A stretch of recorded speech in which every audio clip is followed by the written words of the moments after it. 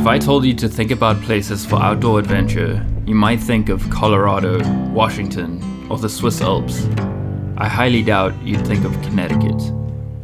I thought the same. I've been living here for almost 4 years now, and I've always escaped the state to go on adventures elsewhere. I've always thought of adventure as some big trip to some faraway mountain or grand waterfall, spending weeks or months on end to find the most pristine, untouched wilderness. The big adventures can be fun, but they are also draining, physically, mentally, and financially.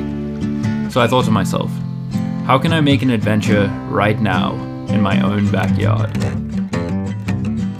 Just 4 miles from my house is an uninhabited, supposedly pirate-haunted, small little island. My goal?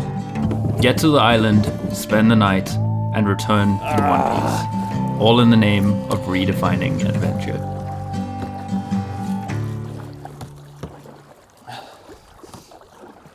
Here we go, to Charles Island.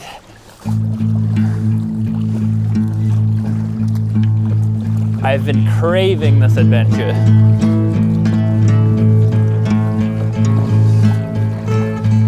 What a glorious day!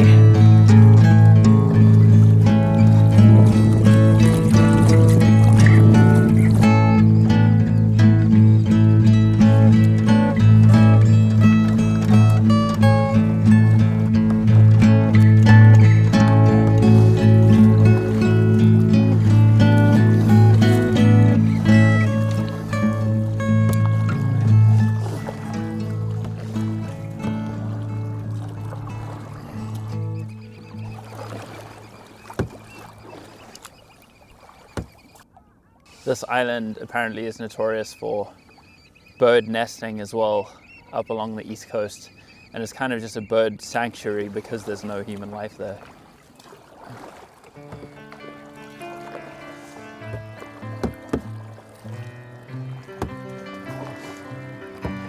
And here we are. I feel like I'm getting a welcome party by these birds right now. Or they're warning all their other bird friends that a human is here. We did it! Hi, duck. Oh, this water's so cold. This water is so cold. Okay. So many geese here. Right now, I just feel very welcomed by the geese community.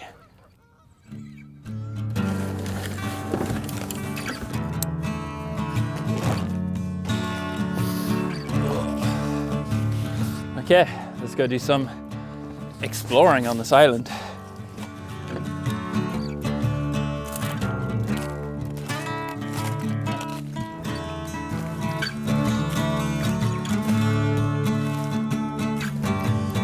So one of the first things you notice when coming onto this island are these big stone walls that are scattered along the backside of the island. And legend has it that these stone walls were part of a Catholic retreat, but this island has some pretty crazy history to it.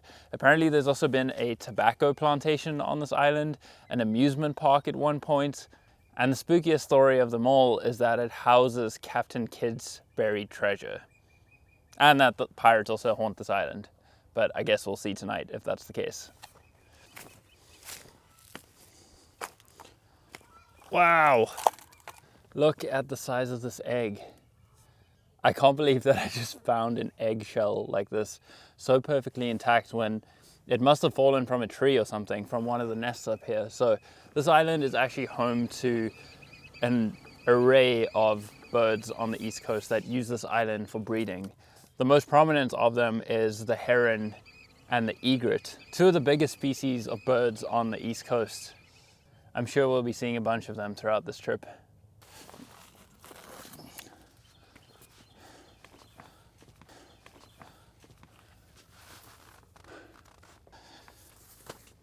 So I feel like this must have been an entrance to some sort of garden or some sort of building that used to be here. Maybe a church or a chapel, I don't know.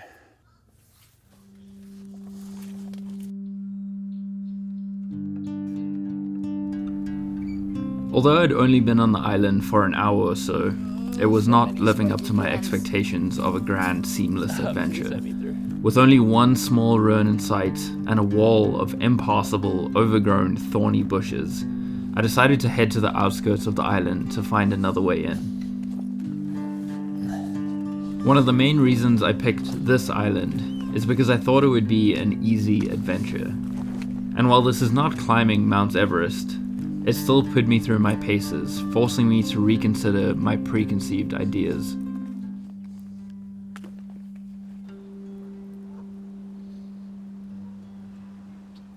There are so many geese on this island, and I think it's because they're all nesting. In the springtime, all the geese come to this island, lay their eggs, raise their young, and get them ready for the summer to come. That rhymed, and I didn't even try. Nice. Looks like someone left their tractor here. It's a nice tractor. They must be doing some kind of maintenance work on this island. And my thought is that maybe it has something to do with the wildlife conservation efforts over here for the heron and the egret. As well as I think there's some invasive tree species here, so I think they might be doing a replanting kind of scheme on this island. Seems like that is exactly what is going on. We've got this fence up over here, and then all these stakes in the ground with new saplings planted next to them. And there's a heron or egret nest up in the tree over there. And the young will stay there for 5 to 6 weeks before they're ready to fly and fend for themselves.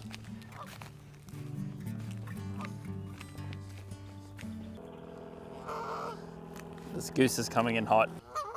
Go, I'm just trying to walk by. Keep going. That's a big boy. Go. So we've got another big field that looks like it's going to be used for planting more trees over here. It seems like the center of the island isn't anything too special. There's not that much going on, apart from just the rehabilitation and the restoration of the island to more of its natural New England ecosystem. I must say, I haven't felt too haunted yet, apart from that one goose that was trying to chase me down and back me away. But other than that, I've felt pretty welcomed by the island so far.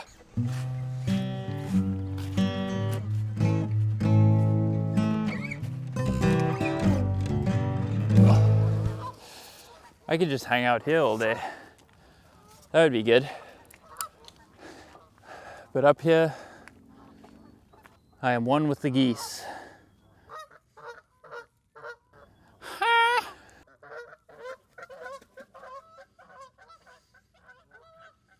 So we are basically at the point where we first arrived on the island right now, and we have walked all the way around.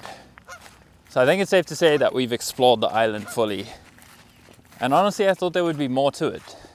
I thought there would be more going on. Apart from the ruins were cool, but I thought there would be more ruins inside of it as well. And there's just so many geese everywhere.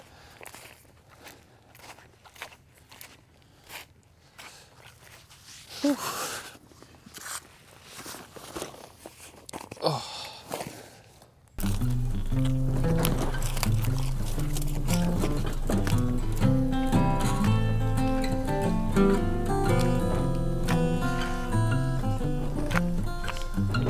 The pants are very wet. This is great. Wow, this is so calm and beautiful right now. I've owned a fishing rod for almost a year now, and I still haven't caught any fish. Ah, I caught some seaweed. Very nice, very tasteful. That's pretty dismal. But even though I haven't caught one fish in the past year, I just enjoy the experience of fishing, not necessarily catching a fish. I mean, how could you not enjoy this right now?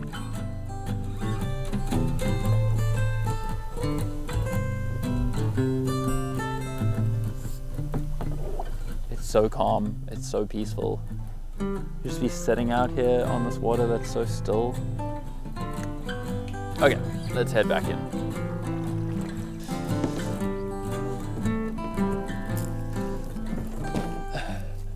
Starting to get cold now. The temperature's dropping pretty quickly now that the sun is setting.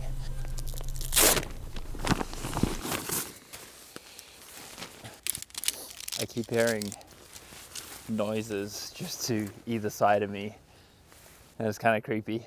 I know that it's just animals around here, but yeah, it's just like, I don't know.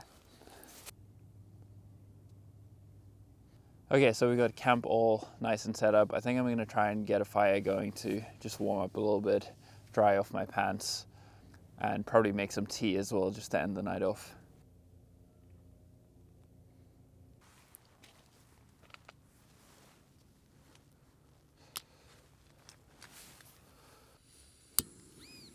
Yeah, fire. Oh, that feels so good. Yes. Oh, this is amazing. And now I can just sit and enjoy my tea. Just such a simple moment like this makes an adventure worth it.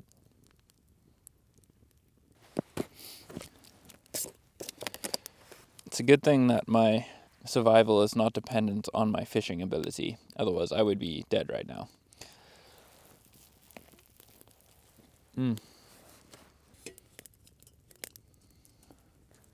So it's only like 8:30 right now, but honestly, I might go to bed. I'm tired. It's been a day. It's been a good day, but I gotta get some rest.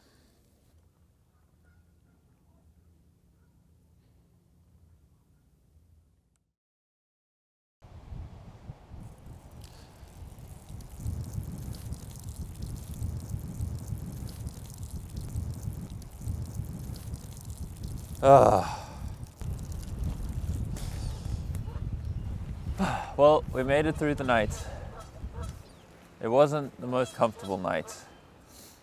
Not because of the ground or anything, but because it was so loud. First of all, the tide came up and was breaking on the seashells right outside my tent.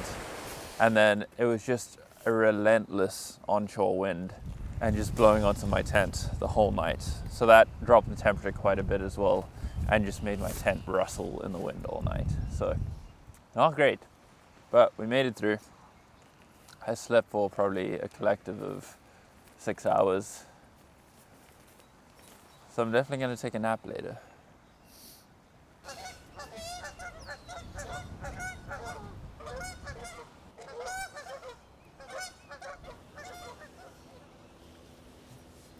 Okay, tea's all done. Let's hit the seas. Done with the teas, let's hit the seas.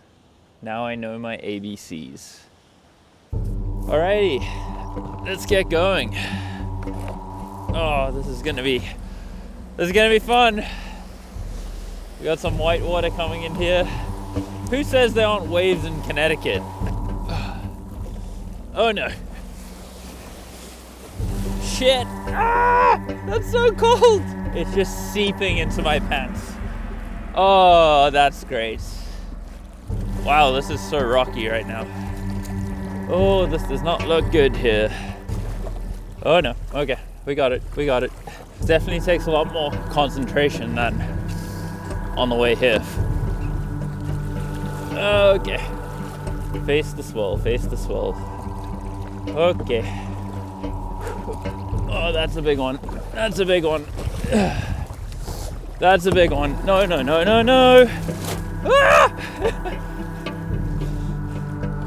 Shit, man. Okay, this is much better. Actually going with the flow of the swell now.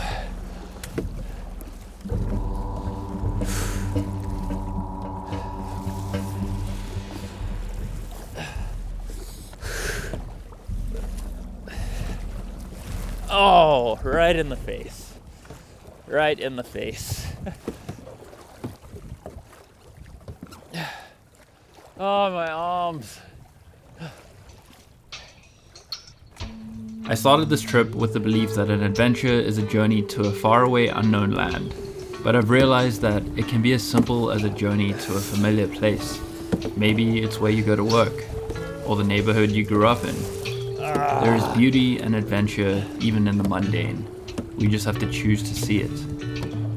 Don't get me wrong, an adventure can still be physically grueling, uncertain, and risky. But location is less important than we might think. It's easy to get lost in the fantasy of the Himalayas or Hawaii, but often the best adventures lie in the land we see every day. I now realize that nowhere is boring. It's only my mindset that was. And with this new perspective, I'm excited for all of the new adventures to come.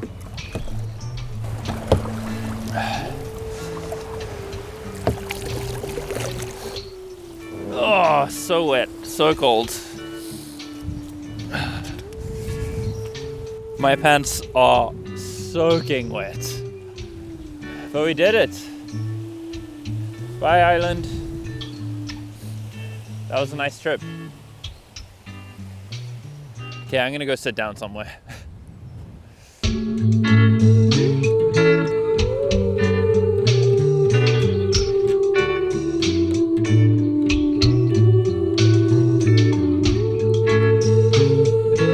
Dun dun dun dun dun dun dun dun dun dun dun dun. Wait, that's Game of Thrones, not Pirates of the Caribbean. Which one is the Pirates of the Caribbean? There's a full-on goose-off going on here right now. The ultimate game of Duck, Duck, Goose. I feel like a goose is just gonna poke his head out over my shoulder here from the darkness.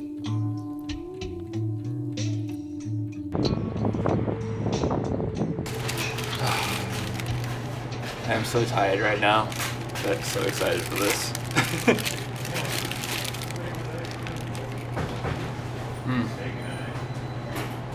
Just warm food. Cheeseburger at 9:45 in the morning. It's the spot.